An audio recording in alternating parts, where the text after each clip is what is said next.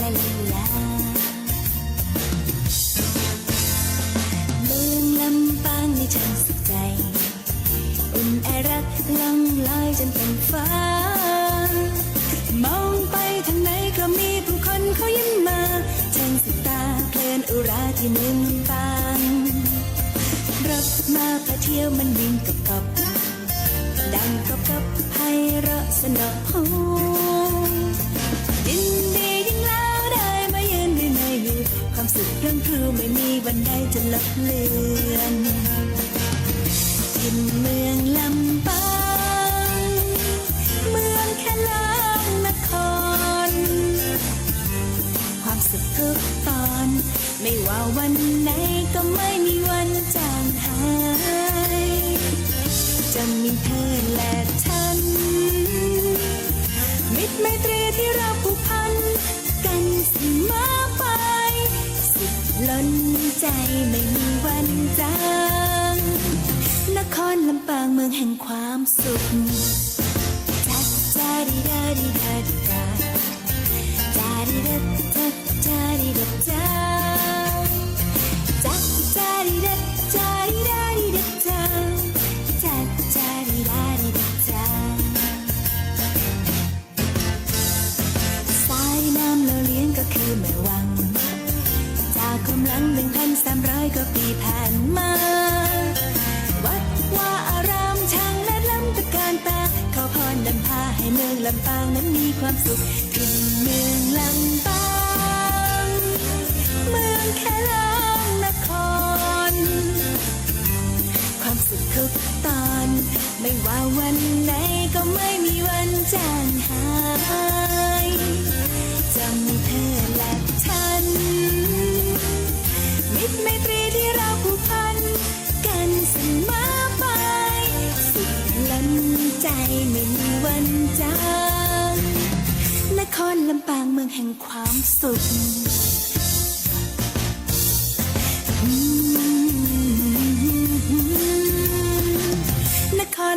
เมืองแห่งความสุข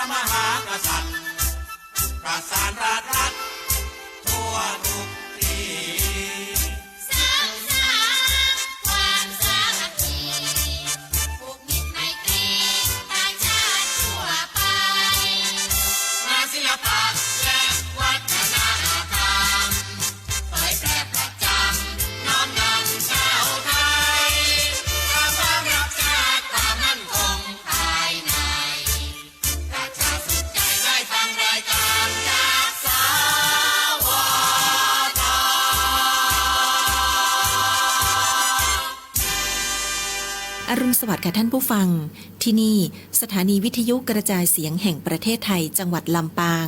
สถานีเพื่อบริการข้อมูลข่าวสารหน่วยงานภาครัฐและท้องถิ่นที่เชื่อถือได้ถูกต้องรวดเร็วพร้อมพัฒนาคุณภาพชีวิตประชาชนชาวลำปางให้ดีขึ้นอย่างยั่งยืนทำการส่งกระจายเสียงในระบบ FM ความถี่ 97 เมกะเฮิรตซ์จากอาคารห้องส่งเลขที่ 420 ถนนพหลโยธิน ตำบลหัวเวียง อำเภอเมือง จังหวัดลำปาง ตั้งแต่เวลา 5 นาฬิกาถึง 24 นาฬิกา เป็นประจำทุกวัน มีนางสาวเดือนอินตะเป็นผู้อำนวยการสถานี ช่างเทคนิคประกอบด้วย นายประสานทิมทอง นายแหลมเพชรนันตาแสง นายภูพิงพงศิริแสน และว่าที่ร้อยตรีอาทิตย์วรรณวารี สำหรับผู้ประกาศประกอบด้วย นางกาญจนาอินทานายบรรหารสุยะ นางอัชราพรปวงจันทร์และนางสาวชุติการเหล่าชัยค่ะ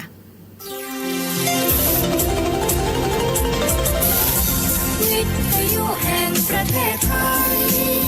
ให้ความรู้คู่ความสุข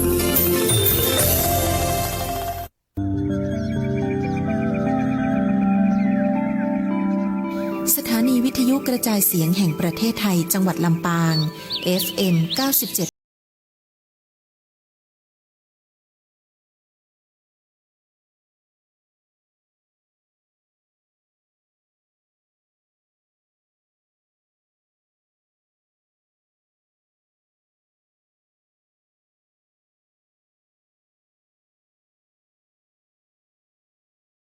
หยาดน้ำไว้กั้มตัวตน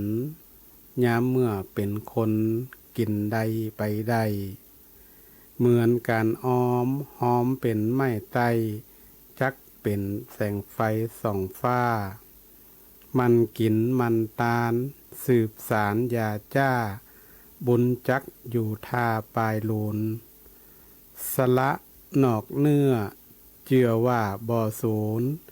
ขึ้นจือว่าปุนมันฮือเต็มทวนมันฮือเต็มทวนก็ขอเจริญสุขเจริญศีลเจริญธรรมจงมีแก่บรรดาศรัทธาญาติโยมสาธุชนคนดีทั้งหลายที่กำลังติดตามรายการธรรมะยามเจ้าโอจาภาษาธรรมทางสวทลำปางทุกเจ้าเฮาก็ได้ติดตามรามตัวพระสงฆ์องค์ข้าเจ้าได้นำหลักธรรมะคำสอนของพระสัมมาสัมพุทธเจ้าได้มาเทศนาและบรรยายมามาเล่ามาจ๋าให้กับศรัทธาญาติโยมได้รับฟังในช่วงเวลา 5 โมงถึง 6 โมงเจ้าศรัทธาญาติโยมบางท่านนั่นก็ได้ติดตามพระสงฆ์องค์ข้าเจ้า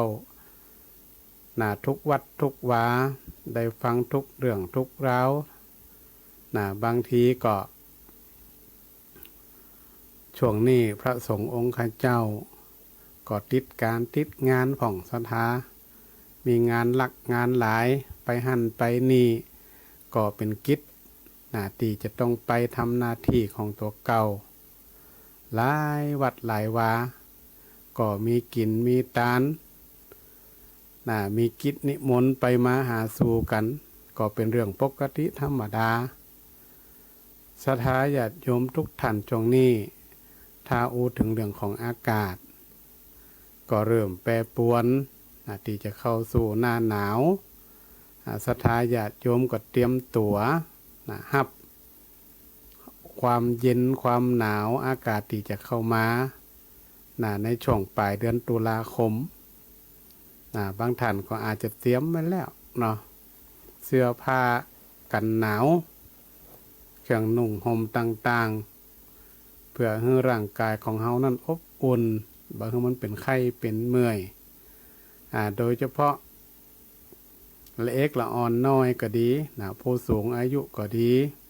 คนป่วยนี่สำคัญศรัทธาถ้าอากาศเปลี่ยนแปลงหรือว่าช่วงที่เปลี่ยนฤดูกาลนี่มันจะยากเฮาเป็นไข้เป็นเมื่อยได้เฮาก็ต้องมีการเตรียมความพร้อมเตรียมตัวรับมือกับเหตุการณ์กับภัยหรือว่ากับอากาศที่มันจะเกิดขึ้นแหมบอกกี่วันข้างหน้านี่แล้วก่อนในช่วงที่ผ่านมาก็เป็นช่วงเทศกาลเข้าพรรษาแล้วก็ออกพรรษาเรียบร้อยแล้วศรัทธาญาติโยมบางท่านบางคนนี่ก็ไปทุกศีลถามว่าไปวัดนี่ไปหยังศรัทธาญาติโยมบางท่านก็ว่าหันเปิ่นไปก็ไปด้วยเปิ่นนี่นะบางคนก็ว่าไปทำบุญสุนทานไปตานขันเข้าขันป่าไปทำบุญตักบาตรกับวัดวาอารามไปรักษาศีลไปฟังธรรม ไปสวดมนต์ทำวัดไปเจริญสมาธิภาวนาฝึกจิตของตนเองให้กิเลสมันเบาบางลงหลายท่านก็อาจจะได้ไปผ่องบ่ได้ไปผ่องตามเวลาที่มันมีให้กับเฮาเพราะว่าเวลาคนเฮาเนี่ยมันมี24 ชั่วโมงเหมือนกันแต่การบริหารมันบ่เหมือนกันนะเปิ้นฮ้องว่าเวลาเท่ากันแต่ว่าการจัดการนี่บ่เหมือนกันบางท่านนี่โอ้24 ชั่วโมงนี่แทบบ่พอน่ะนะบ่พอทำงานบ่พอทำนั่นทำนี่เวลาพักผ่อนก็แทบจะบ่มีบางท่านก็24 ชั่วโมงมันเหลือเฟือเปิ้นฮ้องว่าคนเฮานี่มันบ่เหมือนกันการใช้ชีวิตก็มีความแตกต่างกันไปการไปวัดไปวาไปเพื่อที่จะได้ไปฝึกไปวัดจิตใจของเฮาเองว่าเฮาไปแล้วเฮาไปได้หยังบ่ใจเหมือนกับโซเชียล TikTok ที่มันออกกันไปแล้วก็ไปได้นั่นได้นี่มาตัวบ่ใจเฮาก็ไปเอาบุญตัวเอาของตัวซะท้าเขาบ่ว่ากันนะว่าเดี๋ยวนี้ของวัดของวานี่โอ้เฮาก็พูดจามาเนาะห้อมจะเอามาบ่ได้นี่ของว่าของกินนี่มันหนักบางทีบางครั้งกลางพรรษานี่คนทำบุญหนักคนทำบุญหลายบางทีพระสงฆ์องค์ข้าเจ้าเพิ่นก็ฉันบ่หวั่นบ่ไหวคนเมืองเฮาว่าน้ำน้องเนาะน้ำมันน้องมากำเดียวพระสงฆ์องค์ข้าเจ้าก็บ่หวั่นบ่ไหวก็แบ่งปันศรัทธาญาติโยมเอาเฮือบ่ได้ศรัทธาก็บ่เอาก็บางท่านก็ปูจาเอาแบ่งปันให้กับลูกกับหลานกับญาติพี่น้องได้กินกันเนาะเพราะว่าประเดี๋ยวนี้เศรษฐกิจบ้านเมืองเฮาก็ต้องอันไหนที่มันช่วยกันได้ก็ช่วยกันไปก็ถือว่าเป็นปกติศรัทธาญาติโยมเนาะเฮาหันภาพข่าวอย่างต่างๆเนี่ยตั้งโรงทานที่เฮาหันโลกันแย่งกันนี่มันก็เป็นธรรมดาถ้าเป็นตั้งภาคใต้นี่เป็นประเพณีชิงเปรตมันก็เหมือนเดียวกันเพิ่นก็จะแย่งกันอย่างนะเฮาก็บ่ได้ว่าไผเป็นเพศแต่ว่าเป็นการเป็นชื่อของเปิ้นเนาะเป็นชื่อของเปิ้นแต่คนไทยเฮาก็ต้องระมัดระวังหน่อยเนาะการลงสื่อลงข่าวเนี่ยบางครั้งไปหันแล้วมันก็ดูมันก็เกินลงไปต้องระมัดระวังก็เป็นการแบ่งปันกันไปศรัทธาญาติโยมลงทานก็เป็นธรรมดามันเป็นธรรมดาอยู่ละเฮาลงทานก็หมายความว่าเพิ่นเอามาแจกอยู่แล้วล่ะแต่เฮาก็ต้องระมัดระวังหน่อยพอเปิ้นน้อยบ่ใช่ว่าแม่เคยเอาหมดทุกสิ่งทุกอย่างเอาเตรียมไต่เตรียมถุงมาตัวนี่ก็บ่ไหวเหมือนกันเนอะล้อเปิ้นเปิดก่อนค่อยเอาไปให้มันพอสมควรบ่ใช่ว่าเปิ้นฮือฟรีนี่แม่เคยขนไปใส่รถเป็นลำรถเนี่ยมันก็บ่ใจเฮาก็ต้องรู้จักแบ่งปันกันเพราะหยังเพราะบ้านเมืองเฮาบ่เดียวนี่เฮาก็ฮู้อยู่ศรัทธาญาติโยมเขาอยากมากแพง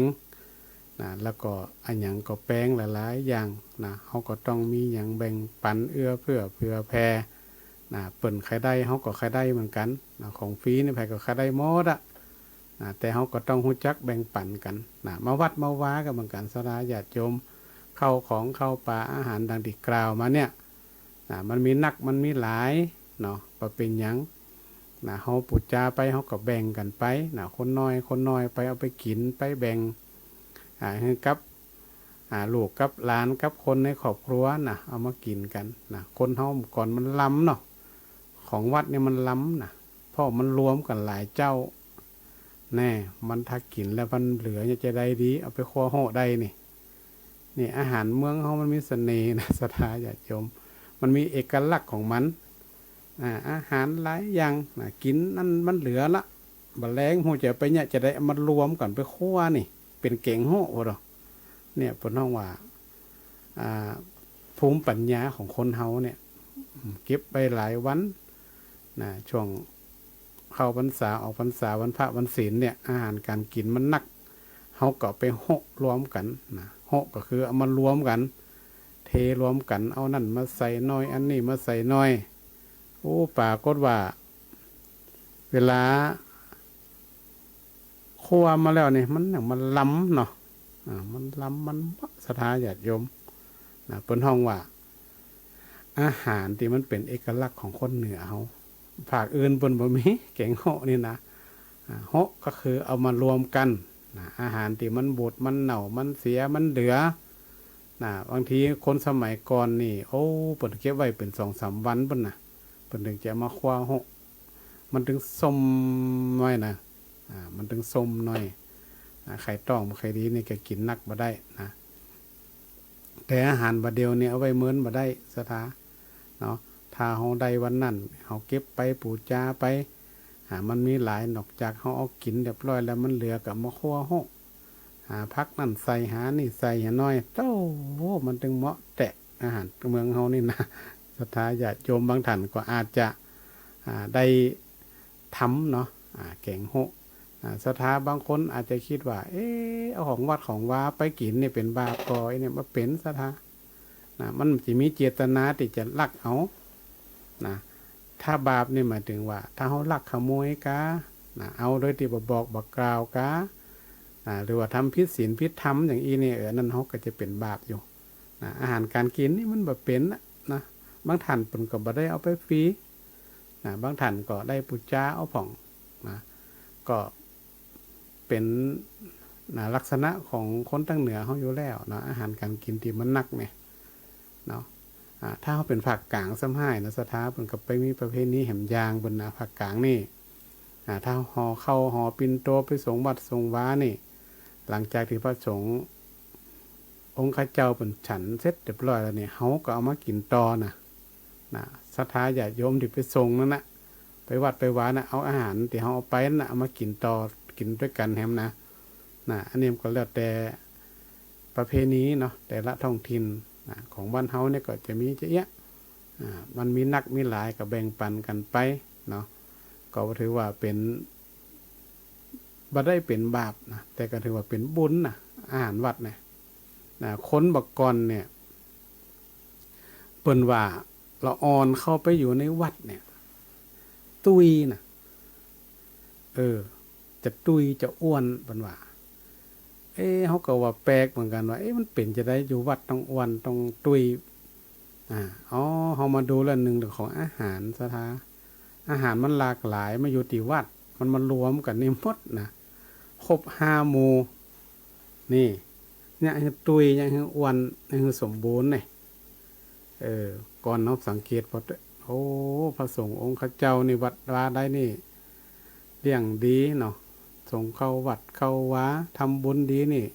พระสงฆ์ในวัดนั้นก็จะอุดมสมบูรณ์ไปด้วยกันหมดเขาก็ว่าแปลกกันนะว่าก่อนนี่เป็นว่าอยู่วัดตุยดีหน่อยกินข้าวหลายไหนี่เขามาได้คำตอบก็คือว่าอาหารเนี่ยบางทีเป็นเอามาถวายวัดมันหลายเจ้ามันมีหลายอย่างมีจิ่นมีปลามีพักมีปลามีเนื้อมีไก่มันมีทุกอย่างมีไข่มีอย่างมันครบเป็นว่ามันครบ5 หมู่บางทีล่ำ5 หมู่ไปก็มีอาหารการกินเนี่ยที่มันมีนักอย่างที่ว่าเนี่ยคือเขาเวลาเขาทานอาหารหรือกินอาหารเนี่ยถ้าเขาครบ5 หมู่เนี่ยมันจะยังเขาอ้วนหรอสมบูรณ์หรอตัวเจ้าหรือพระเน้นเขาวัดเขาว้าเนี่ยได้กินได้ฉันอาหารมันหลากหลายอย่างเขาอ้วนสมบูรณ์ศรัทธาญาติโยมเอามาตานนี่ไผ่มักมันก็เอามันมาตานไผ่มักน้ำพริกก็น้ำพริกมาไผ่มักแกงก็เอาแกงมาไผ่มักจีนก็เอาจีนมาไผ่มักป่าก็เอาป่ามาเนี่ยศรัทธามันก็เลยเอามันรวมกันกลายเป็นอาหารหลากหลายอาหารหลากหลายตามหลักโภชนาการก็คือว่าครบ5 หมู่มีเผียวผลไม้มีเผียวนมเผียวสะปะสะเปดมันครบ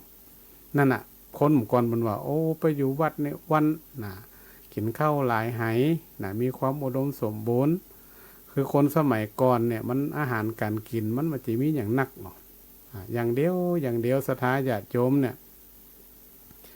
อยู่ที่บ้านที่จองเนี่ยวันนี้ย้ำหน่อไม้เด้อก็ย้ำหน่อไม้อย่างเดียวมันต้องมีอย่างอื่นมาสวนมาผลละวันนี้จะแกงแค่เนี่ยก็แกงแค่อย่างเดียวเนี่ยแต่ที่วัดเนี่ยมันเป็นมารวมกันมารวมหลายเจ้า มารวมหลายอย่างคนนั่นเอานี่มาตานคนนี่เขานั่นเอานั่นมาตานเนี่ยมันเนี่ยยังมีอาหารหลากหลายนะก็ครบบริบูรณ์สมบูรณ์ก็คิดว่าส่วนใหญ่นะทุกวัดเนี่ยถ้าเขามองถึงคนเหนือเขาก็ดีหรือว่าเมืองไทยเขานี่อาหารการกินนี่ค่อนข้างจะสมบูรณ์นะถ้าเขามองดูแต่ละภาคนี่เขาซื้อจากภาคเหนือเขาเนี่ยน่าจะมีความสมบูรณ์แต่เปิ่นนะอาหารการกินนี่โอ้พระสงฆ์นี่สามเณรนี่บ่หวันบ่ไหวนะในการฉันอาหารนี่นะแต่ว่าประเดี๋ยวนี้เขาก็เตือนมาให้ต้องเลือกฉันแน่ต้องเลือกเอานะเอาไปเลยกับบ่ได้ประเดี๋ยวเนี่ยเพราะว่ายังเพราะว่ามันในโรคมันนักสถาบ่ว่าจะเป็นคนหนุ่มคนแก่คนแบบไหนก็แล้วแต่ประเดี๋ยวนี่โรคภัยไข้เจ็บมันหนักมันหลายเขาก็ต้องระมัดระวังพระสงฆ์องค์ข้าเจ้านี่ฉันอาหารก็ต้องเลือกต้องพอเนาะอย่างมันมีหลากหลายอย่างที่กล่าวมาเนี่ยเขาก็ต้องดูเอาว่าอาหารได้ฉันหมอกได้ฉันหนักฉันน้อยแต่ละวันเนี่ยอย่างหมอเปิ่นบอกคือน่ะเนาะลดนั่นลดนี่ลงมาเขาก็ต้องดูเนาะเพื่อร่างกายของเขาเนี่ยศรัทธาญาติโยมเจ้าบ้านก็เหมือนกันเนาะก็ต้องระมัดระวังเรื่องอาหารการกินเนาะประเดี๋ยวนี้ยิ่งถ้าสวขึ้นไปแล้วเนี่ยโอ้ต้องระมัดระวังเขาพูดถึงเรื่องอาหารการกินตอนเจ้านี่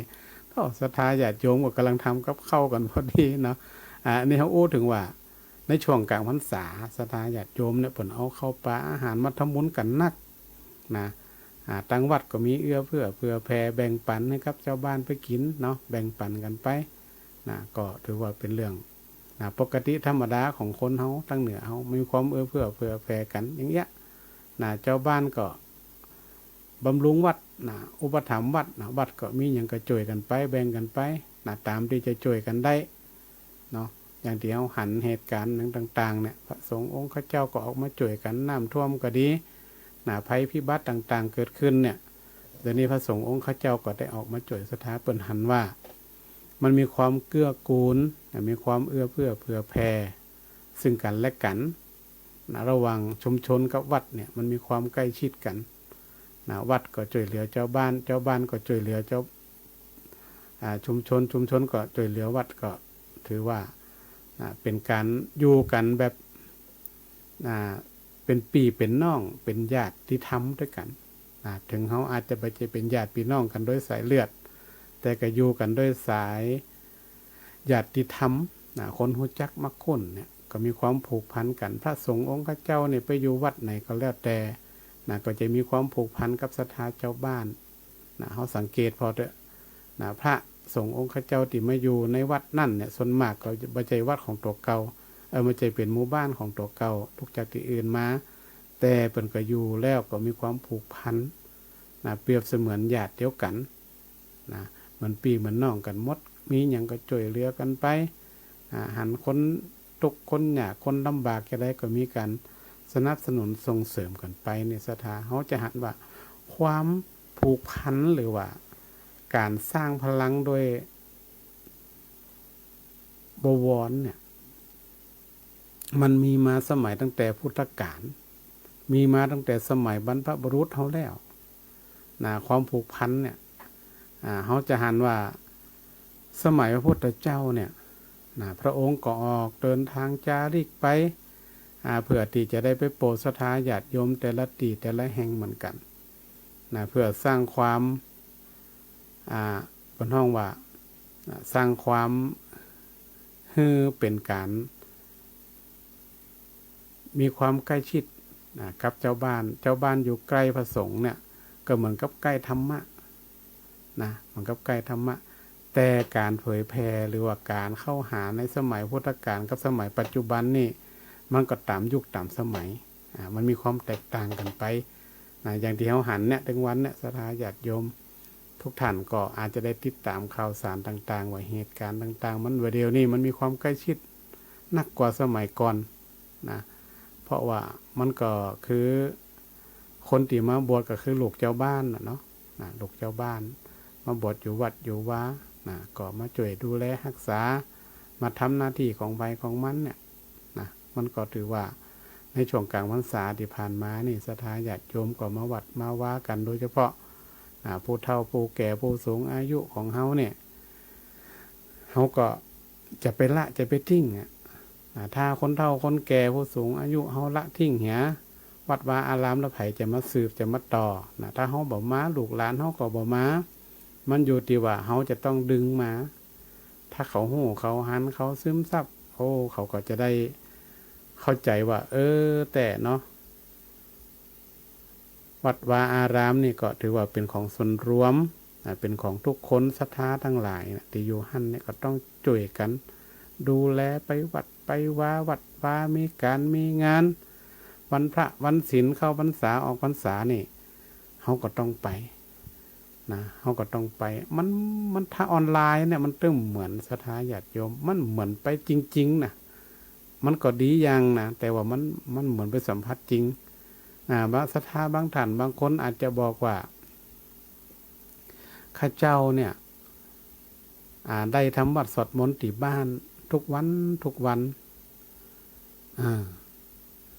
ก็เป็นสิ่งที่ดีเนาะสิ่งที่ดีถือว่าได้อานิสงส์อยู่แต่การมาสวดมนต์กับหมู่หลายมันก็ไปแหมอย่างหนึ่งนะมันเหมือนกับว่าเขาจะสร้างความคุ้นเคยมีหลายที่หลายแห่งในศรัทธาญาติโยมก็จะมีสวดทุกวันพระวันศีลบางทีกับคนอาจจะหลากหลายมาสวดมนต์ด้วยกันจะได้หู้จักกันคนสวดมนต์เนี่ยก็คือจะได้หู้จักกันคนปฏิบัติธรรมก็จะได้หู้จักกันการติดทำวัดสวดมนต์คนเดียวก็ดีไปอย่างถ้ามาทำใส่หมู่ก็ดีไปอย่างแต่ถ้ามาทำในวัดในวาเนี่ยมันก็เป็นสิ่งที่เขาจะรักษาหีดห้อยบอกเก่าไว้ด้วยสมัยก่อนเนี่ยอีปออีแม่บรรพบุรุษเขาเนี่ยเปิดมานอนวัดนอนวา6 วันพระวันศีลสมัยก่อนเนี่ยบัดเดียวเนี่ยมันก็ต้องปรับไปตามยุคตามสมัยนะศรัทธาญาติโยมเพราะบางตีก็ยังมีอยู่นอนวัดนอนวาเนี่ยบัดเดียวนี้เขาสังเกตเพราะว่าการเทศน์ธรรมตอนบ่ายนี่เริ่มจะหายไปมีน้อยก็มีบางวัดก็ยังมีอยู่ตอนบ่ายเนี่ยถามว่าที่มันบ่มีเพราะหยังส่วนหนึ่งเนี่ยศรัทธาเจ้าบ้านเฮายุคสมัยปัจจุบันเนี่ยเวลามันจำกัดหลายๆอย่างหน้าการหน้างานของบางทีก็เลี้ยงลูกเลี้ยงหลานอยู่บ้านอยู่จองบ่มีเวลามาตอนบ่ายมา4 คน5 คนเนี่ยมันก็เลยเพิ่นก็เลยปรับบางวัดเดี๋ยวก็ปรับมาตอนเจ้าปรับมาตอนเย็นก็มีเตธรรมสมัยก่อนนี่วันค่ำอยู่วัดนี่นะสมัยป่ออีแม่ปู่ย่าตายายเฮานี่มาวันค่ำวันศีลนี่นะเจ้าบางทีบางท่านนี่นอนวัดนอนว้านี่เปิ่นรวดอยู่หั่นเลยกินข้าวกินน้ำวัดหั่นรวดตอนบ่ายกับฟังธรรมเสร็จเรียบร้อยก็ไปพระสวดมนต์ปฏิบัติตอนเย็นกินข้าวมากับม้าแฮมสมัยก่อนนี่มันก็อาจจะมันมีความแตกต่างกันกับสมัยปัจจุบันนี่ถ้าจะให้มาอยู่วันค่ำนี่คงเป็นไปมันได้นะศรัทธาแค่มาตอนเจ้านี่ก็แทบจะบ่มีเวลาละเพราะว่าอย่างมันบัดตรงกันสมัยก่อนเนี่ยเขาหยุดวันพระการงานเนี่ยหยุดวันพระหมดมันจะหยุดเสาร์อาทิตย์นี่มันหยุดไปตามสากลไปทั่วโลกมันเหมือนกันแต่สมัยก่อนเขาเนี่ยเป็นหยุดวันพระเขาไม่ได้ไปทำการทำงานกันที่ไหนเขาก็มาวัดมาวาสมัยก่อนยิ่งถ้าบันตั้งหลบนอกซ้ำให้มันบ่ได้ค่อยได้เข้ามาทำงานตั้งในเมืองไหนอย่างมันบ่เคยมีละสมัยก่อนนี่นะวันพระวันศีลก็ไปวัดไปว่ากันไปกันนักกันหลายอันเนี้ยเป็นห้องว่าประเพณีอย่างต่างๆเนี่ยมันก็ต้องปรับไปตามยุคตามสมัยศรัทธาถามว่ามันก็บ่ได้เสียเขาก็ยังมีการรักษาก็ยังมีรูปมีร่องมีรอยไว้อยู่ก็ถึงขนาดที่ว่าอาจจะหายไปเลยแต่ในอนาคตข้างหน้าเนี่ยแหม30-40 ปีไปข้างหน้าเนี่ยศรัทธาเขาก็คงจะเป็นเรื่องของอนาคตที่ว่าลูกหลานเขาสมัยบัดเดียวนี่จะเข้าวัดนี่ยาก เพราะว่าละอ่อนบาเดียวเนี่ยมันยุคสมัยมันเดียวมันบ่ได้เหมือนกับเฮามันคนละอย่างกันแต่ถ้าเฮาสามารถที่จะป้าเขามาวัดมาว่าผ่องมาทำวัดสวดมนต์ผ่องมาทำบุญผ่องมาอย่างผ่องก็ได้สัมผัสวัดก็ดีเพราะว่าพ่อแม่บางคนนี่บ่มีโอกาสได้ป้าลูกป้าหลานเข้ามาวัดเลยก็มีในอนาคต30-40 ปีไปตั้งหน้านี่ก็อาจจะมีแหมรูปแบบหนึ่งที่ในการจะให้คนเข้าวัดเข้าวาเนี่ยมันก็อาจจะมีการเปลี่ยนแปลงไปตามเป็นยุคของมันไปอันนี้ก็เป็นเรื่องของอนาคตแล้วก็งานอีกงานหนึ่งศรัทธาญาติโยมทั้งหลายที่เขาจะได้ยินบ่อยจงเนี่ยเนาะก็คือเรื่องของงานสลากพัดหรือว่าต้านก๋วยสลากเป็นเริ่มมาตั้งแต่เดือน12เพ็งเนาะท่านจะเริ่มตั้งแต่12เพ็งมาก็ออกพรรษาแล้วก็ยังมีอยู่นะวันนี้อาตมาเองก็จะได้หยิบยกเรื่องของงานบุญต้านสลากพัดหรือว่าต้านก๋วยสลากมามาจ๋าให้กับคณะศรัทธาญาติโยมบางท่านอาจจะเข้าใจแล้วบางท่านก็อาจจะยังกึ่งกลางๆอยู่ว่ายิ่งอย่างจะต้องต้านสลากยิ่งอย่างก็จะต้องมีงานประเภทนี้จะอีเนาะความจริงละรู้ถึงเรื่องของต้านก๋วยสลากหรือสลากพัดนี่มันมีมาเมินละมีในสมัยพุทธกาลมาแล้วมันจะว่ามีมาบ่เดียวนี่มีมาเมื่อละศรัทธาเนาะเพราะว่าสลากพัดเนี่ยเป็นงานประเพณีที่เฮาได้กินกันมีการอ่านเส้นมีการทำบุญฮือป่อฮือแม่ฮือบรรพบุรุษนั่นน่ะความหมายก็คือเป็นลักษณะจะอ่านก็คงจะเล่าความเป็นมาสักน้อยเนาะศรัทธาว่ามันมาจากไหนมันเกิดขึ้นจะใดเนาะจากอัฏฐกถาคุตกนิกายเนี่ยคาถาพรหมบทยมกวรรคที่ 1เรื่องสลากพัดเนี่ยเกิดขึ้นเกี่ยวกับนางกาลียักษินีในสมัยพุทธกาลมันเกี่ยวกับยักษ์สมัยนั้นคณะที่พระพุทธเจ้าเนี่ยประทับอยู่พระเชตวันมหาวิหารนั่นวันหนึ่งก็มีนางกุมารีผู้หนึ่งได้อุ้มลูกชายวิ่งหนีนางยักษินีผู้ที่มีเวรต่อกันหลายจัดติดตามกันมาที่จะทำลายลูกของนางหันว่านางยักษ์เนี่ยตุยมาจ้วนตัวละบ่ฮู้จะไปทางใดศรัทธาไปทางใดก็บ่ได้เลยเนาะพอดีไปปะใส่วัดพระเชตวันเนี่ยก็เลยวิ่งเข้าไปในวัดเข้าไปในพระวิหารมหาเชตวันขณะที่พระพุทธเจ้าเนี่ยก็แสดงธรรมอยู่นางก็เลยเอาลูกของนางเนี่ยวางไว้ที่แถบพระบาทของพระพุทธเจ้าแล้วก็ทูลว่าข้าแด่พระองค์ผู้เจริญ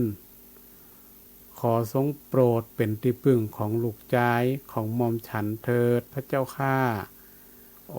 นางกล่าวจะอันเนาะพุทธเจ้าก็คงถ้าเป็นเฮาเนี่ยก็ตกใจเหมือนกันเนาะเตดทำอยู่แล้วเราอ่อนไปวางไว้หิมเท้าหิมตีนฮะเนาะตกใจพุทธเจ้าก็เลยหยุดแสดงธรรมโดยการที่ได้พิจารณาพฤติกรรมการจองเวรจองกรรมของนางกุมาริกาและก็นางยักษ์เนี่ยเพราะว่านางยักษ์ซินีตัวนี้กับนางกุมารีคนเนี่ยเขาจองเวรจองกรรมกันมาหลายภพหลายชาติศรัทธาพุทธเจ้าเนี่ยก็เลยเทศหรือว่าเทศนาธรรมต่อซัดสอนว่าเวรย่อมไม่ระงับด้วยการจองเวรเวรย่อมระงับด้วยการไม่จองเวรธรรมนั้นเป็นของโบราณพุทธเจ้าเนี่ยตัดแค่นี้เอง นางยักษินีกับนางกุมารีเนี่ยถึงสองก็ยุดชะงักเลยศรัทธาญาติโยมโอ้เพราะว่าเขาจองเว้นจองกรรมมากันหลายภพหลายชาติหลายบ่ฮู้เป็นกี่ร้อยจาดละมันมีเรื่องราวที่เล่ามาอยู่ของสองคนนี่นะคือหมายความว่าเปิ่นได้สร้างเว้นร่วมกันมาก่อกรรมร่วมกันมามันบ่ฮู้จักจบบ่ฮู้จักสิ้นพุทธเจ้ากล่าวแต่เอี้ยนี่นางทั้งสองก็เข้าใจเห็นความผิดชอบชั่วดีแล้วก็จะหื้อเนี่ยจะไดเอาล่ะสองคนนี่เพราะว่าเคยจองเว้นจองกรรมไหลจะฆ่าลูกน้อยของนางเนี่ยพุทธเจ้าเนี่ยก็ตัดบอกว่าเอาอีกก็คือนางยักษินีเนี่ยหับศีลห้าเนาะเพื่อจะบ่ฮือมันไปจองเว้นจองกรรมกันแหมนางก็ร้องห่มร้องไห้นางยักษ์ว่าโอ้พระพุทธเจ้าในเมื่อหับศีลห้าไปแล้วเนี่ยนางจะไปทำมาหากินยังเพราะว่าหับศีลห้าไปแล้วเนี่ยจะไปฆ่าคนก็บ่ได้ไปเนี่ยนั่นก็บ่ได้เนี่ยนี่ก็บ่ได้สักอย่างปรากฏว่านางก็ร้องให้สะอึกสะอื้นน่ะนางยักษ์ตัวนี้นะโอ้ตะกี้ไหลกินเปิ่นมาเดี๋ยวนี้มาให้เพราะว่าห้ามศีลห้ากับพระพุทธเจ้าน่ะโอ้นางก็ร้องให้แต่นางกุมาริกาเนี่ยผู้ที่ได้จองเว้นที่จะไล่กินลูกเปิ่นเนี่ยจึงห้ามอาสาว่าจะพานางเนี่ยไปอยู่ตัวโอ้นางยักษ์ก็ดีใจกะยักษ์สินี้ก็ดีใจว่านึกว่าโอ้ยังบ่ได้ละจะทำมาหากินยังบ่ได้แล้วอีเนี่ยก็เลยพาไปอยู่ด้วยกันปรากฏว่านางกุมาริกาคนเนี่ยก็ได้อุปการะดูแลโอ้อย่างดีศรัทธาญาติโยมได้ดูแลได้หือเข้าหือน้ำตีอยู่ตีอาศัยทุกสิ่งทุกอย่างหลายอย่างหลายประการจากคนที่จองเวรจองกรรมกันมามุกิภพกิจาตสุดท้ายมาอยู่ด้วยกันนะศรัทธามาดูแลกันซึ่งกันและกันนางยักษ์ก็นึกได้ว่ามาอยู่กับเปิ่นนี่ปะท้อนางกุมาริกาอย่างมันดูแลดีแต่ดีหว่านะทุกสิ่งทุกอย่างนางก็นึกอยากจะตอบแทนบุญคุณของนางกุมาริกานางก็เลยแนะนำหรือว่าพยากรณ์นางยักษ์ตนนี่พยากรณ์เก่งเรื่องกรมอุตุนี่นะเรื่องผ้าฝนต่างๆเนี่ยนางเก่งสามารถดูและเข้าใจว่าจะต้องเนี่ยจะได้เพราะว่านางเนี่ยก็ทำนาเนาะนางกุมาริกาเนี่ยก็เป็นผู้ที่ทำไร่ทำนาทำสวนอย่างบ้านเฮาเนี่ยกะสถานเนาะนางก็เลยบอกว่าถ้าอยากจะให้ได้ผลผลิตดีเนี่ยในการทำนาเนี่ยนะถ้านาแล้งจะทำนาจะได้นาปีจะทำจะได้นาตีหลุมเหรอจะทำ2ได้ตีดอนเนี่ยจะทำจะได้นางยักษ์นี่ก็เลยแนะนำให้กับนางกุมารีเนี่ยว่าปีนี้เนี่ยถ้าฝนมันจะตกหนักเนี่ยจะต้องทำนาตีดอนนะถ้านาตีหลุมเนี่ยนะมันจะท่วมนี่แหมปีหนึ่งโอ้ปีนี้ฝนบ่ตกบ่หนักเด้อนำทำนาตีนาหลุมถ้านาดอนมันสูงเนี่ยน้ำก็บ่พอนี่ปรากฏว่านางกุมารีตัวคนนี้เนี่ยก็ได้ปฏิบัติตามหน้าที่นางยักษินีเนี่ยแนะนำให้โอ้เป็นเรื่องดีศรัทธาญาติโยมปรากฏว่านางได้ทำไร่ทำสวนทำนาเนี่ยได้ผลผลิตนักจนเนี่ยฐานะของนางเนี่ยมีร่ำรวยกว่าคนอื่นๆในละแวกนั่นกับในหมู่บ้านนั่นน่ะเนาะ นางก็เป็นคนรวยมีเงินจากเมื่อก่อนนี่ก็เป็นคนบัดเต่าใดเนาะก็ได้นางนี่แหละนางยักษินีเป็นคนแนะนำบอกกันจนนางยักษินีเนี่ยก็เป็นตีหูจักคนตั้งหลายในหมู่บ้านนั้นว่าโอ้นางเป็นคนแนะนำเด้อเรื่องการทำให้ไต่สวนนี่เนี่ยให้คนในหันก็เป็นห้องว่าได้ผลผลิตนักขึ้นไปเหมือนกันกล้าขายก็มีเงินเป็นพื้นที่ร่ำรวยกันคนตั้งหลายหมดเนี่ยที่นางยักษินีแนะนำให้แล้วได้ผลผลิตนักเป็นคนร่ำคนรวยขึ้นมาก็นึกถึงบุญคุณของนางยักษินี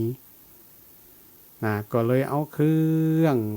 บรรณาการอุปโภคบริโภคอาหารการกินเครื่องใจไม่สอยที่จำเป็นเนี่ย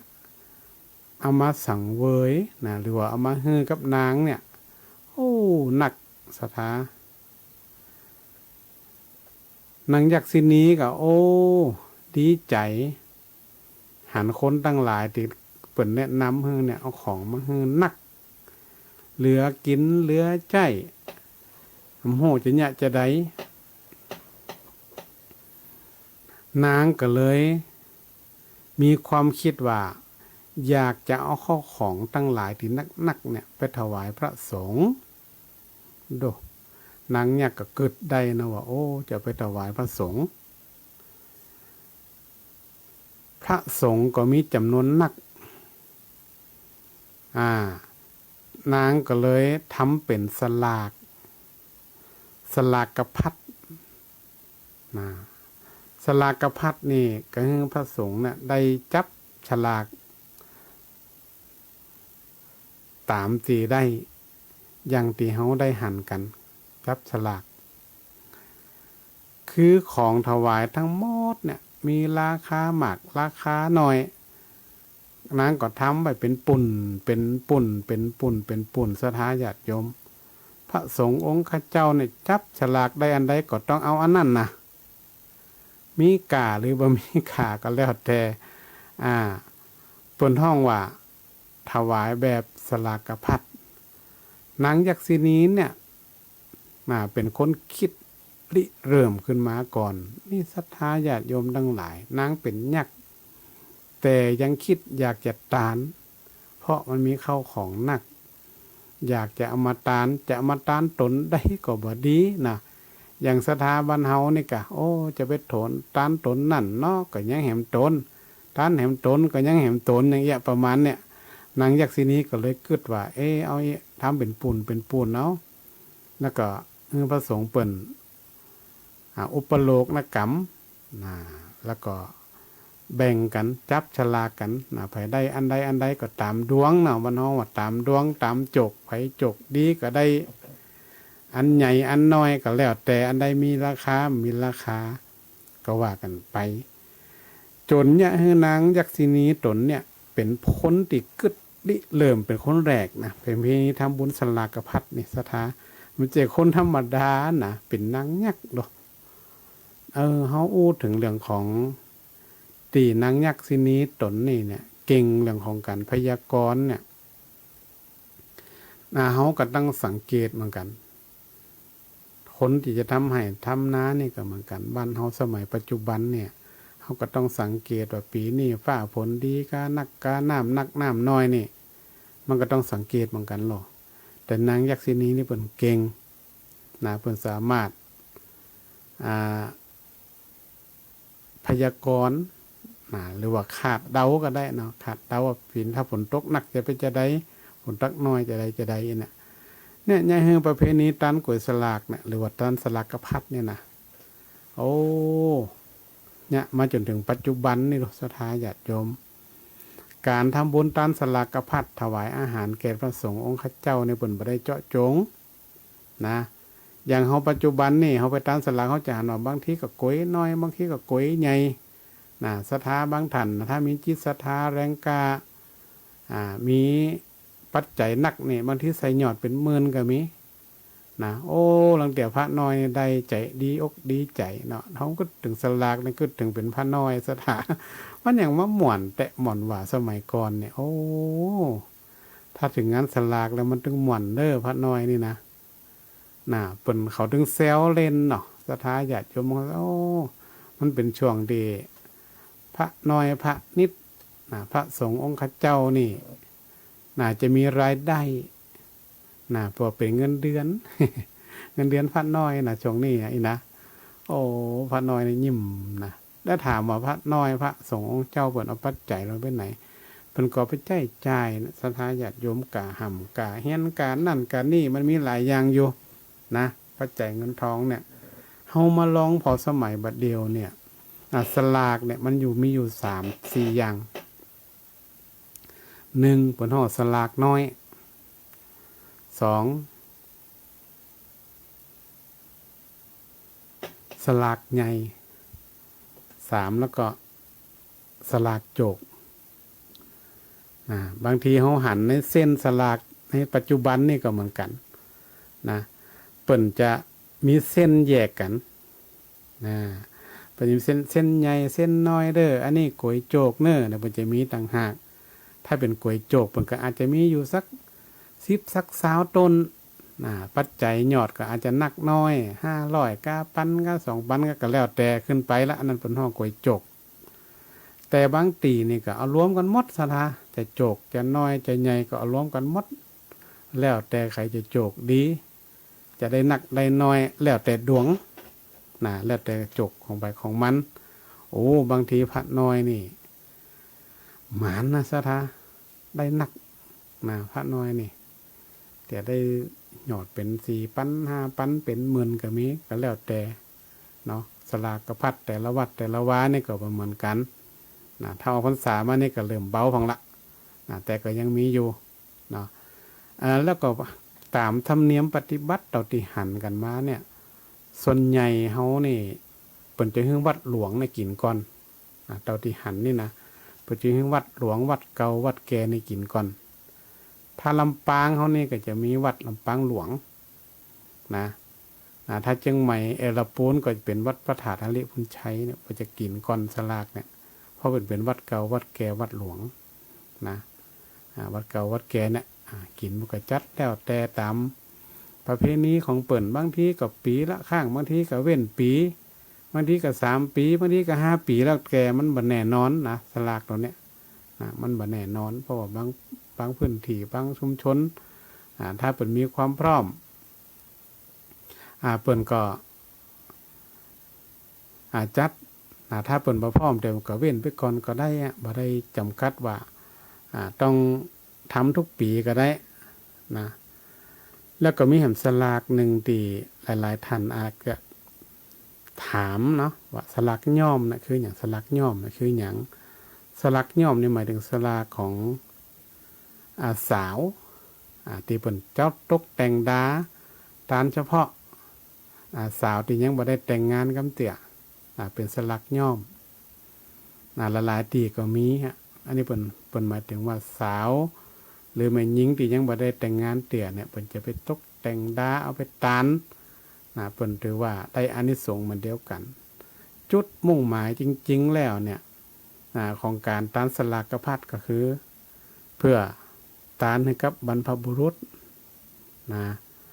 ตานให้กับบรรพบุรุษที่หลวงลับดับขันไปดังนั้นเรื่องของสลากพัดเนี่ยในปัจจุบันนี่มันก็จะมีความแตกต่างกันกับสมัยก่อนกับสมัยปัจจุบันสมัยก่อนเนี่ยโอ้เป็นพระน้อยมันม่วนมันม่วนเดี๋ยวพระน้อยมันก็น้อยลงเนาะเส้นสลากศรัทธาญาติโยมไปหันว่าเส้นสลากนั้นมาจากไหนเส้นสลากมาก่อนเขาใช้ใบตาลเนี่ยมาเขียนก่อนนี้เพิ่นก็เขียนตัวเมืองตัวล้านนาเขาเนี่ยแต่ว่าในปัจจุบันเนี่ยพระสงฆ์องค์ข้าเจ้าสามเณรก็อาจจะบ่ค่อยได้เฮียนอาจจะบ่ค่อยได้โห่ก็เลยมาเขียนเป็นตัวไทยผ่องเส้นกระดาษผ่องเส้นใบตาลใบล้านก็ยังมีผ่องอยู่ นะส่วนใหญ่แล้วมันจะใจใบตาลนะเพราะใบตาลนี่มันจะบ่งอนะถ้าเป็นใบลานนี่มันงอนะสถานะถ้าเขียนแล้วถ้ามันแห้งมันปั้นอินลินนะมันอ่านยากนะโอ้มันม่วนเนาะสุตินังวัตเมตานังนิพพานังปรมังสุขังหรือว่าแล้วแต่จะเขียนว่าจะได้สลากนี่ไม้ตานมีไผศรัทธาไผตานนิ้วไผนั่งที่ไหนโอ้มันม่วนเนาะมันก็ถือว่าเป็นการรักษาประเพณีแล้วก็เป็นการสร้างความสามัคคีการละเล่นต่างๆเนี่ยศรัทธาญาติโยมเขาไปหันบาเดียวเนี่ยโอ้จังฟ้อนนางรำของตกเซ็งของสปะของยาวเนี่ยเอามาตีกันมันได้ฟื้นหลายอย่างนะมันได้ฟื้นหลายอย่างเขามองถึงเรื่องของประเพณีวัฒนธรรมเนี่ยเขาได้หลายอย่างนอกจากเขาได้รักษาประเพณีตรงนี้แล้วเนี่ยเขาก็ยังได้รักษาศิลปะการฟ้อนการล้ำตีกลองต่างๆกลองปูจากลองยาวกลองตกเซ็งโอ้กลองสปะเพิ่นเอามาเล่นเอามาตีกันในช่วงสลากพัดนี่ศรัทธาญาติโยมบางท่านก็อาจจะเคยไปแอวไปพอหันพอนี่พ่องก็อาจจะพอฮู้ว่างานสลากพัดเนี่ยแต่ละตีแต่ละแห่งนี่ก็คือตกแต่งแขวควาตานกันโอ้ม่วนโดยเฉพาะรอบนอกศรัทธาม่วนนะม่วนดังนั้นเรื่องของสลากพัดเนี่ยมันนอกจากนั้นก็ยังแสดงออกถึงความกตัญญูกตเวทิตาต่อผู้มีพระคุณต่อเฮาก็คือบรรพบุรุษที่เปิ่นล้มหายตายจากไปที่เฮาได้ตานนั่นตานนี่ให้เปิ่นเฮาบ่ลืมเปิ่นว่าของหมู่เนี่ยเป็นของเปิ่นนะเดี๋ยวสืบทอดมาเนี่ยให้ตีหน้าตีสวนตีบ้านตีจ้องทรัพย์สมบัติบางสิ่งบางอย่างเนี่ยก็เป็นของเปิ่นเฮาสืบจากเปิ่นมาเฮาก็แสดงความกตัญญูต่อเปิ่นตีได้ตกแต่งตนควาตันตานให้กับเปิ่นเนี่ยอันเนี้ยมันเป็นคติความเชื่อของชาวพุทธเฮาชาวพุทธเฮาเนี่ยก็มีความคติความเชื่อว่าผู้ที่จากไปเนี่ยถ้าเฮาทำบุญกินตานให้เปิ่นเฮาก็แสดงออกถึงความกตัญญูบ่ลืมบุญคุณของเปิ่นอย่างเงี้ยโอ้มันม่วนซะท่านใดที่มีเวลามีโอกาสนี่ก็ลองไปแอวแถวๆรอบนอกก็ได้เนาะหรือว่าตั้งในเมืองหรือว่าจะเป็นที่ไหนก็ได้เนาะมันก็จะม่วนมันจะม่วนแล้วก็ได้ดูศิลปะวัฒนธรรมการฟ้อนการล้ำแต่ละตีแต่ละแห่งก็บ่เหมือนกันการฟ้อนถ้าไปสลากตั้งเชียงใหม่เชียงไฮ้แปร่น่านพะเยาก็การฟ้อนการล้ำก็ไปเห็นอย่างหนึ่งแล้วก็ที่ตั้งบ้านเฮาลำปางเฮาก็ไปเห็นอย่างหนึ่งแต่ละท้องถิ่นก็จะมีความหลากหลายที่จะ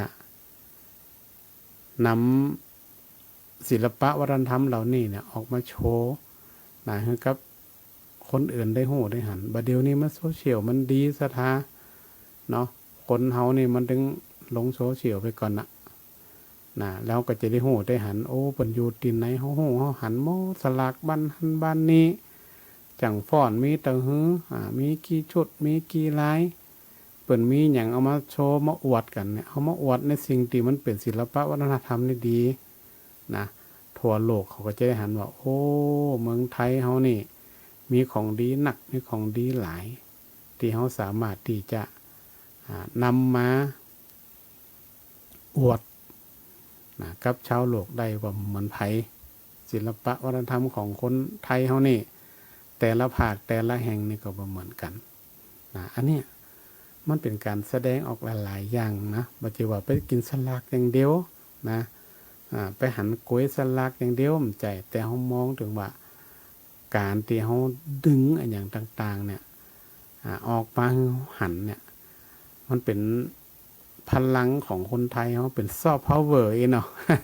สมัยใหม่ว่าซอฟต์พาวเวอร์อย่างหมูเด้งนั่นนะเป็นซอฟต์พาวเวอร์ที่อยากให้คนรู้จักเมืองไทยเฮาหรอ หมูเด้งนี่เขาไม่ได้จำกัดที่ว่าหมูเด้งน่ะ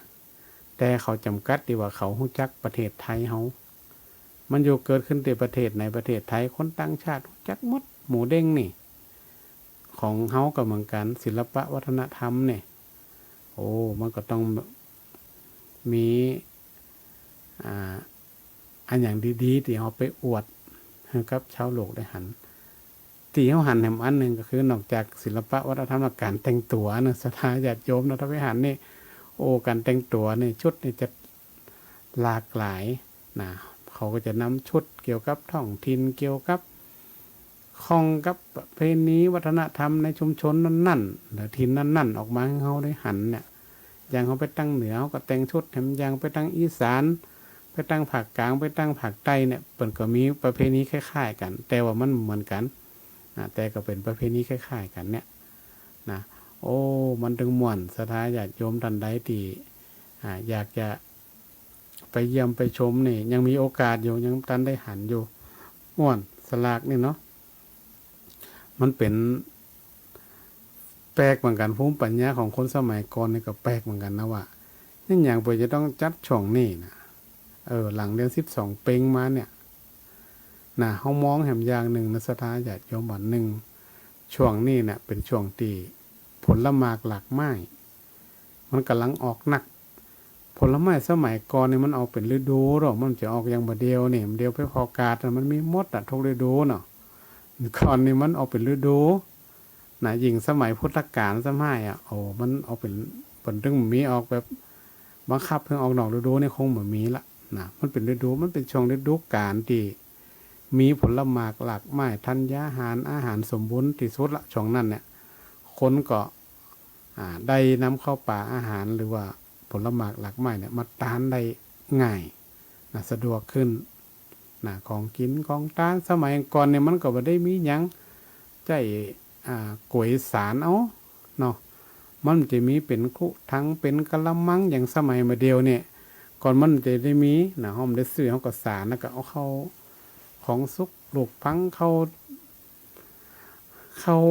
น้ำอาหารการกินใส่เหียแต่อันละสมัยก่อนเนี่ยกับปักหยอดเหียแล้วแต่ตามยุค3สมัยเนาะก็ใส่เหียแต่อันบัดเดียวนี่โอ้กวดตาลนี่เปิ่นทำใหญ่โตมโหฬารศรัทธาญาติโยมไปหันบางตีเนี่ยโอ้ต้นกวดตาลนี่สูงท่วมหัวนี่พอมันก็แล้วแต่ว่าเขาจะทำลักษณะไหนได้หมดการตาลนี่มันก็ไม่ได้จำกัดว่าจะต้องทำแบบใดใส่หยอดเราได้นี่ก็ได้ไม่ได้จำกัดแต่ว่าการกินการตานนี่มันถึงม่วนสถาบันตั้งเหนือเขานี่นะการแสดงออกถึงศิลปะวัฒนธรรมต่างๆนี่โอ้มันหนักเท้าหันแล้วโอ้ต้องไปพอด้วยตาเนี่ยศรัทธาญาติโยมท่านใดที่ยังบ่เคยเนาะบ่เคยไปก็ลองไปแอวพอไปดูพอเนาะเพราะว่าสลากกระพัดโดดตานสลากหรือกินสลากจะห้องจะได้ก็แล้วแต่มันก็คือเหมือนเดียวกันคืออันเดียวกันนะสลากกระพัดตำนานก็มีหลายตำนานศรัทธาบางทีท่านก็อาจจะได้ฟังเรื่องของนางยักษ์ที่นี้บางทีก็ฟังเรื่องของนางปทุมมาผ่องมันก็แล้วแต่ว่าเขาจะฟังเรื่องหยังความจริงแล้วเป้าหมายหรือว่าวัตถุประสงค์ก็อันเดียวกันก็คือตามสลากกระพัดนั่นส่วนมากก็จะมี2วันศรัทธามีวันดาวันดากับวันกินเป็นน้องวันดานี่ส่วนมากปีน้องเพิ่นจะไปแอวหากันมาไห่มาหอมผ่องมากินข้าวด้วยกันมามาจากันนอกจากญาติพี่น้องแล้วก็จะเป็นคนรู้จักกันที่เขาเคยไปหากันเนี่ยเพิ่นจะมาแอวกันก็มาห่วมบุญนั่นน่ะถ้ามันเฮาก็มาห่วมบุญห่วมกุศลด้วยกันมากินมาตานวันตานสลากก็วันกินหรือว่าวันตานเนี่ยมันก็จะไปวัดไปว้ากันอ่านเส้นอ่านอย่างกันมันม่วนศรัทธาก็โดยสรุปแล้วเนี่ยการตานสลากกระพัดเนี่ยก็เป็นงานบุญหนึ่งเนาะที่เฮาได้ระลึกนึกถึงบรรพบุรุษของเฮาโดยเฮามีการตกแต่งกล้วยสลากแต่ละอย่างสลากน้อยสลากหลวงสลากโจกแล้วแต่เขาจะเอาแบบไหน หรือสลักย่อมที่อู้ถึงก็แล้วแต่เขาจะจัดเขาก็ตานให้กับบรรพบุรุษเพื่อระลึกถึงบุญคุณของเปิ่นที่เปิ่นได้จากไปเปิ่นก็ถือว่าเป็นปูชนียบุคคลของหมู่เฮาเป็นบรรพบุรุษของเฮาเป็นแบบอย่างของเฮาเฮาก็มาหับขี้ตีนขี้มือเปิ่นเนาะเฮาก็บ่ลืมเปิ่นนะอันนี้ก็ถือว่าเป็นงานบุญตีม่วนเนาะม่วนนั้นสันเล่ากันสถาปีในก็มีเตื้อปีในตีว่าเปิ่นบ่พร้อมก็บ่จัดเตื้อบางทีก็2 ปี 3 ปีโอ้มันม่วนถ้าเฮาไปฮู้ไปหันเนี่ยเฮาก็ไปพอเอาเด้อแล้วก็ที่สำคัญก็คือเป็นการรักษาประเพณีวัฒนธรรมอันดีงามที่สร้างความสามัคคีความฮักความอบอุ่นให้แก่ชุมชนแล้วก็ในเขตตำบลหรือเขตของวัดที่เป็นเติงกันนะมีนั่นก็เอามาจ่วยอันนี้ก็มาจ่วยบ้านไหนมีจังฟ้อนก็เอามาบ้านไหนมีกองก็เอามาเอามาจ่วยกันเนี่ยสร้างความสามัคคีสร้างความเป็นอันหนึ่งอันเดียวกันแล้วก็ตีสำคัญที่สุดก็คือเฮาได้กินได้ตานกับพระพุทธศาสนากับพระสงฆ์องค์ข้าเจ้าเฮาเนี่ยโดยที่เฮาบ่ได้เจาะจงก็คือว่าเฮาตานที่ไหนก็ได้สลากนี่หมายความว่าใครได้อันใดก็เฮาก็ตานกับตนนั่นสลากน้อยสลากใหญ่สลากจุกสลากหลวงก็แล้วแต่ที่เฮาห้องกันเนี่ยสถามันก็ถือว่าเป็นการทำบุญได้อานิสงส์นักการทำบุญที่บ่ได้เจาะจงถือว่าเป็นได้อานิสงส์นักบ่ได้เจาะจงตนใดตนหนึ่งนี่นะดังนั้นศรัทธาญาติโยมทั้งหลายที่อยากจะไปเยี่ยมไปชมเนาะไปดูก็เขาก็สามารถที่จะไปพอไปชมได้ตอนนี้ก็ยังมีแห่งหลายวัดหลายวาที่เพิ่นยังกำลังจะกินสลากอยู่เขาก็ลองไปแอวไปพอว่ามันมีอย่างพ่องบางทีเขาอาจจะมาเกยหูเกยหันเนาะ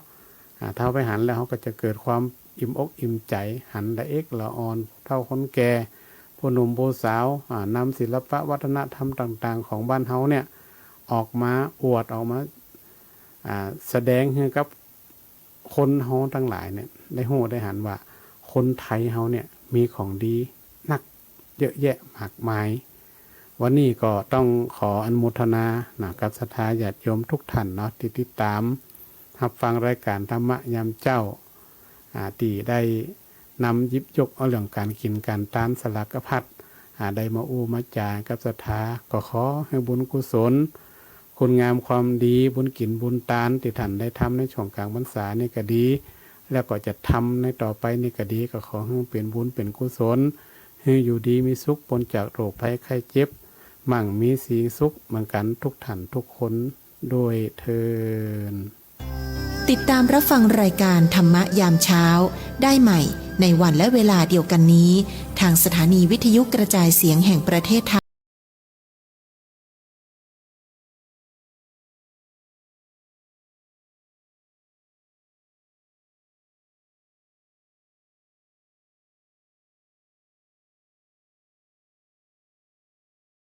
ปานาติปาตาเวรมณี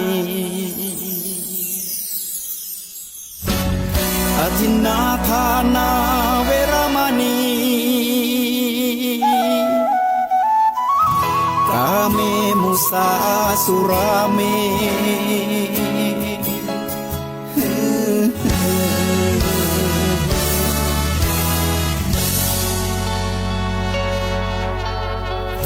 ศีลคือข้อห้ามธรรมคือข้อให้พุทธองค์ตรัสไว้ชี้ทางใจให้ภาคเพียรเบญจศีลเบญจธรรมท่องจำสมัยเราเป็นนักเรียนธรรมะไม่เคยแปรเปลี่ยนแต่เรายังจำได้มาทวงคำมันหมู่บ้านศีลห้าคือเป็นพันธะชาวพุทธทุกคนทั่วไทย สำนักพุทธขับเคลื่อนธรรมจุดเทียนสว่างที่กลางหัวใจสังคมจะร่มเย็นได้ศีลธรรมในใจต้องมีเบญจศีลว่ายังไงไหนลองท่องมา ข้อหนึ่งห้ามฆ่าสัตว์ข้อสองห้ามลักทรัพย์ข้อสามห้ามประพฤติผิดในกามข้อสี่ห้ามพูดเท็จข้อห้าห้ามดื่มสุรา แล้วเบนจะทำทั้งห้าว่าอย่างไรไหนบอกชัดๆอีกที ข้อหนึ่งเมตตากรุณาข้อสองสัมมาอาชีพข้อสามกามสังวร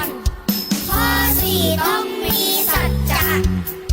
ข้อห้าสติสัมปชัญญะ ศีลห้าข้อทำห้าข้อทำใจทำได้สักข้อหรือยัง มีศีลสุขล้ำมีธรรมสุขใจ วอนพี่น้องไทย ช่วยกันใส่ใจจริงจัง ยุคสมัยสื่อออนไลน์ทั้งโทษโจมตีใจเราทุกทาง มีศีลมีธรรมเคียงข้าง